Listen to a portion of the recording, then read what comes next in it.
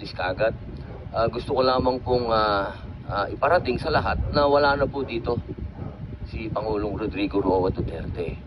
Ito pong mga pinag-uusapan natin, ito po ay pagsuporta lang namin kay Senator Amy. Pero alam niyo po, sa ating mga magigiting na panauhin dito,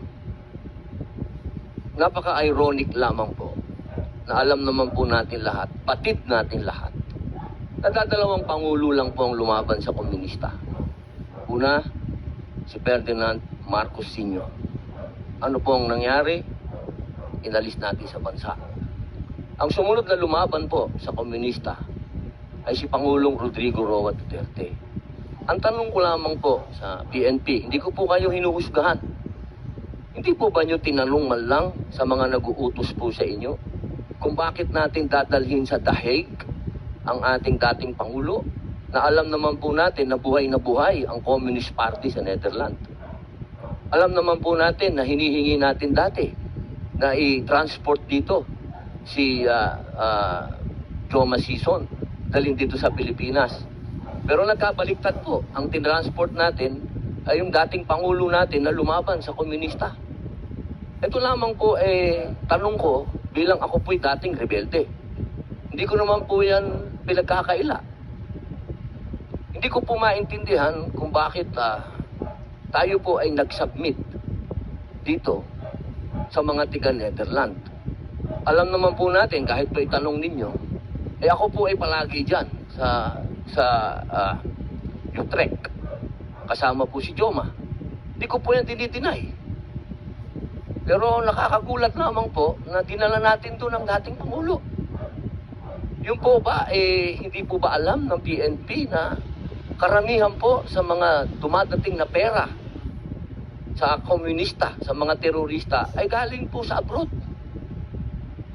Yan po yung mga tanong na kailangan ko po sanang itanong sa inyo at marinig ang mga sagot ninyo, pero naubos na po ang oras natin sa paikot-ikot. Ako po ay gusto ko pong iparating sa inyo ang kalungkutang napakalalim. Sapagkat sama-sama po tayong lumaban. Gusto po natin ng law and order sa ating bansa. Pero pagdating po sa kaduluduluhan, alam niyo po, General Torre, congratulations, nakadalawang medalya na po kayo.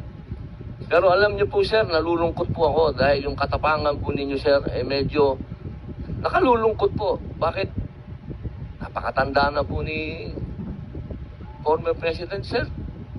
Ako naman po tagahanga ninyo sa pagka-matapang ninyo, sir, pero napakatanda na po ni former President. At alam naman po natin, sir, na lumaban yan sa komunista. Alam niyo yan, sir. Sana naging konting lang po tayo ba? Binigyan naman natin ng konting kung paano natin tinitingnan yung mga medalya nyo. Hindi lang nalagyan ng medalya si Presidente, pero kung sa medalya ang mag-uusapan, tinulungan niya tayo laban sa mga terorista. Yun lamang po, sir. Sana napakasakit isipin. Ito pong bagay na ito, parang pati itong ambassador natin. Ano po ba talaga ang ito po ba talagang operation para may aalis dito ang ating dating Pangulo?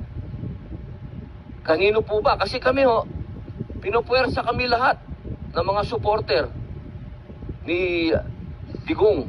Na-contempt po kayo. Pero hindi po namin ginagawa. Sapagkat ang order, walang order sa amin na ipakontempt kayo. Kung galing lang to kay PRRD o galing kay BP na pa-contempt tayo, kukontempt kita, boss. Baka ako pa magsabi na ako hahatak sa'yo. Pero hindi ko ginagawa, boss. Kasi walang order sa amin na gawin sa inyo yan. Ang natatandaan lang po namin na sinabi ni PRRD na malinaw na ginagawa ng pulis ang order sa kanila. Kaya po namin kayo nirirespeto, sir. Dahil yun ang sinabi ng boss namin. Yun ang sinabi ng chairman ng PDP na ginagawa lang ng pulis ang trabaho nila.